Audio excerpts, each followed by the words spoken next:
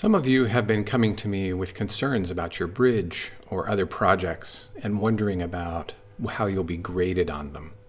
And I wanted to become very clear with you about what I am looking at as a designer in this class and as a teacher in this class. So as a designer, I am here to help you learn how to design things. And I will spend all the time that you want giving you feedback and helping you look at what your design is, how it could be made with the tools that we have available to us, how you could use those tools better, how you could use the process better, and all of those sorts of things to improve the product that you come out with at the other end of your process. But that has nothing to do with the gradebook, really. Going through it is part of what I'm looking at, but I'm looking at what you do as a designer. And that has much less to do with the product at this stage of your development than about the process that you go through. I talked back in about DT and way back in What is DT about our design cycle. And that process is what I'm looking at as a teacher in Nolat Labs. So things that are important to me as a teacher include, do you use a design journal? Do you go through a process as you create a project? Do you look at that project and find out about it in the investigate phase?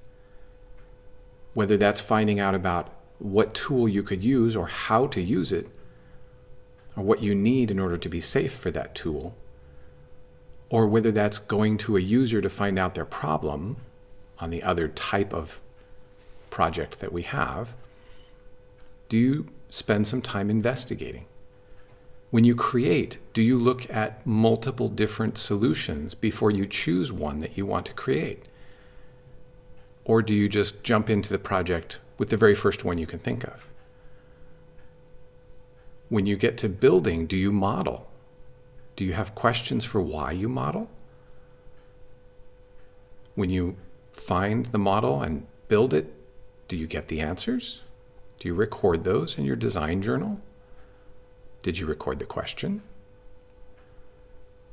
Once you've built your final prototype, how do you evaluate it? How do you judge the success of the project? Did you have that written down from the beginning?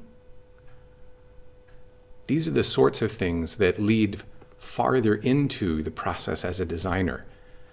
The more that you actively work with that process, the more that you understand what's in the design your cycle sequence here, the better designer you are from the gradebook perspective. And that's what I'm looking for. I'm paying attention to how you design. What you design is up to you. What you learn necessarily is up to you. There cannot be any way I can change that. How you look at it, how you use that process, that's what I'm evaluating for you and your parents when I put marks in the gradebook. And so those are the sorts of things that you can do to make sure that you meet expectations in the class.